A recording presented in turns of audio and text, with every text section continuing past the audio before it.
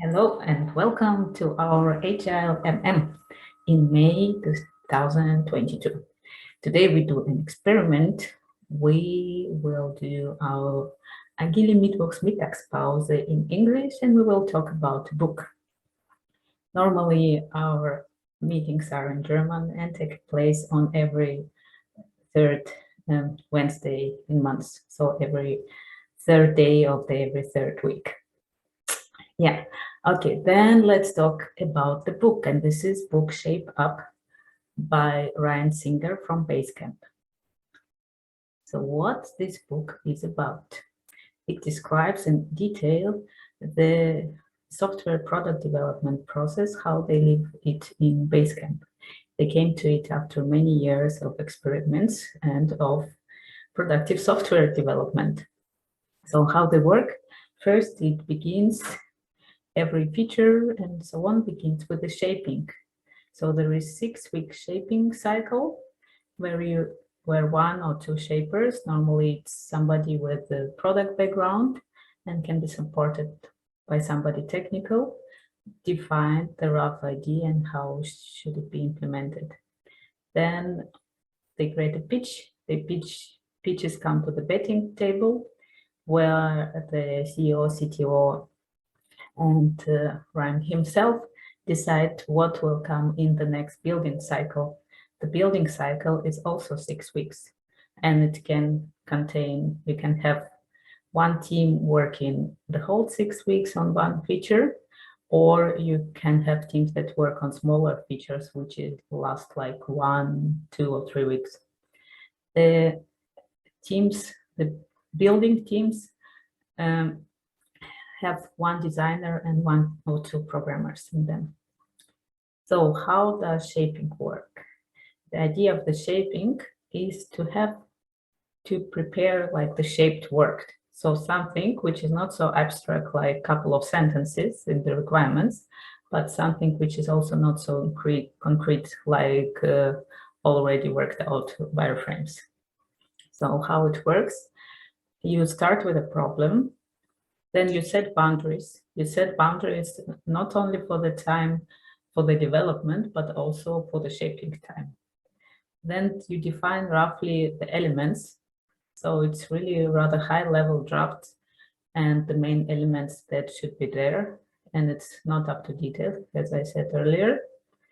You think of all the risk and rabbit holes that may occur. In this part, you also present your solution to technical experts if they are not already part of the team. And in the end, you write the pitch. The pitch contains the problem so that people understand what are they actually trying to solve. So it's not like, oh, we're making a calendar or we doing a better file management. No, they really understand what's the problem. For example, here with calendar, the problem was that the people wanted to see their free slots in the next 2 months and whether which free slot they could give for the next meeting. Then you define the appetite. Appetite is a bit opposite of the estimation, so how it's normally done in the project. You define how much time do you want to spend on this problem. So you can say, okay, this problem in 6 weeks, I can have this and this and this other features. I will be not able to implement. And yeah, in normal project, there are a lot of possibility that in the end you spend too much time on something. Then it also contains the rough solution. As I already said, it contains the main element, but there is still a lot of free space for the team to design it and to make here more details. It contains the rabbit holes and possible risks so that you make people aware what they should and what they shouldn't do. And it contains notebooks, so the things that are out of scope, so that people in the 6-week cycles don't lose time on them. Then the next phase is betting. In the betting, there is no big backlog. The only thing that people at the betting table work with are the pitches from the last 6 weeks, are the previous pitches if somebody wanted to bring them to the table again, and of course, information about availability of the team. All the pitches are previously made available for the whole team. By the way, during the shaping, the pitches are not available. It's done behind the closed doors so that people can shape really, yeah, can do it on their own. And if the idea is not worth it, then they can throw it away. But before the betting starts, the whole team can see the pitch, can comment on the pitch, can perhaps point out other aspects that they haven't been noticed before. And after that, the pitches come to the betting table. At the betting table, the Basecamp head people, the CTO, CEO, and Ryan asks following questions regarding the pitches that they get, so that they can get the best solution, whether it's the right time to implement something or not. So whether something really should come into the next cycle. And the output of this whole betting is the cycle plan, so that you know who is doing what in the next 6 weeks. And the planning is done only one cycle at a time, so that they can react to the changes. And then comes betting phase. In the betting phase, during the kickoff, the pitch is presented once again to the team, to the development team, which is 1 or 2 developers and designer, and then responsibility is handed over to them. So they get uninterrupted time so that they can work really on this problem and not other. There are no bugs coming in the whole time, for example. But at the same time, by default, they get no extensions. So if you are betting on something for 6 weeks, then at the end of this 6 weeks, this feature should be developed. And developed means also tested and deployed. How you should start? Well, and as in other agile methods, the good practice would be to get one piece done. And this piece should be core functionality, it should be small enough and novel. And if you have like a feature that goes through multiple levels, then it should go through all the levels. So it's like sliced. Yeah. Another practice that they do, they don't do like work breakdown structures, but they do scope mapping, so that you see here is my scope. You see single feature that belong to the scope, and then you can tick the boxes. And another metaphor that I liked very much is the uphill versus downhill work. So of course, also in the Basecamp, you need to show your progress, but normally I'm always struggling when I'm being asked, oh, how much % is already done, because actually at the beginning, you don't know where you are and how much work is awaiting you if you don't make it something which you haven't done 100 times before, but this is a seldom case nowadays. So here is the metaphor that at the beginning, when you have a lot of unknowns, then you are doing the uphill work. But then when all unknowns are clarified and it's just like work, like doing normal work, only development, then you are on the downhill. And this is, for example, one of criteria when the project can be extended. If you finish somewhere here and you have only downhill work, then it could be extended. So another point which is highlighted in the book is where to stop. And one idea that I liked it very much, it also shows why people who get silver are not happy and people who get bronze are happy, because the people who get silver compare themselves with gold, and the people who get bronze compare themselves with the baseline, which means getting nothing at all. Yeah. So, and we should be all happy like the people who got bronze in some competition. Yeah.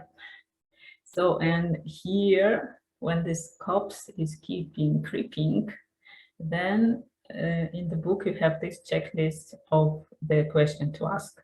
So do you really need this feature? And here are some parameters for how you can test it. Another aspect is, I also liked it very much, how they handle bugs. And normally, it probably also happened to you, then people, oh, if we see bugs, then we need to fix it. But it's actually not always the case. Yeah, okay, if there is an emergency, then you have to drop everything and then fix it. But real crises are rare. At least they're rare at Basecamp.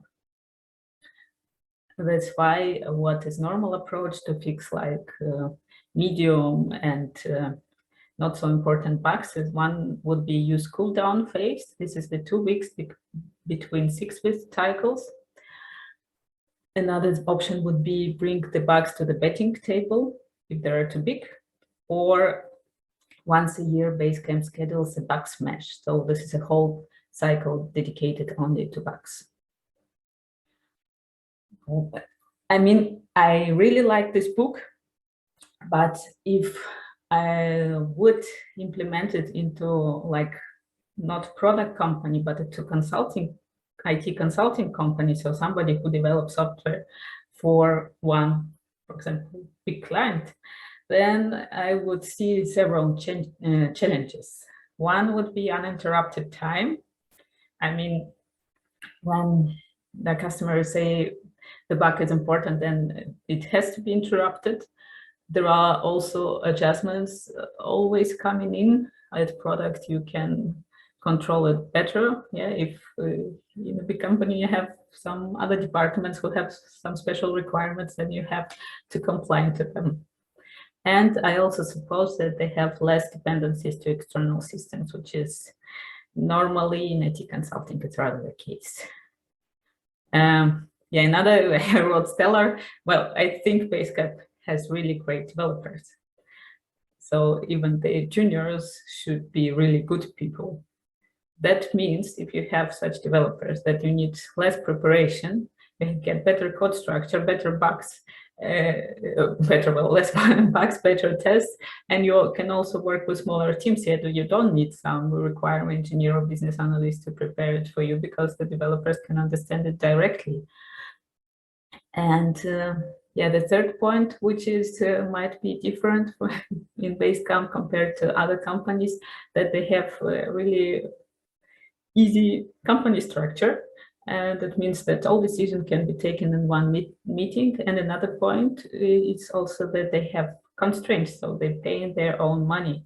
And I think it's a big difference when to decide whether to implement something or not, whether you pay for it yourself or it's somebody else's money. So, but there are many ideas that could be applied in any project, I would say.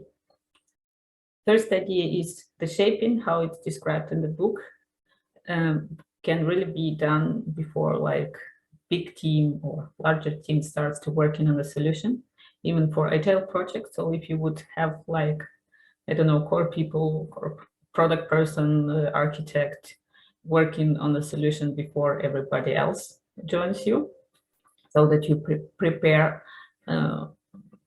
shaped work, so to say. Then the uninterrupted work is really great. Every neuroscientist would say this.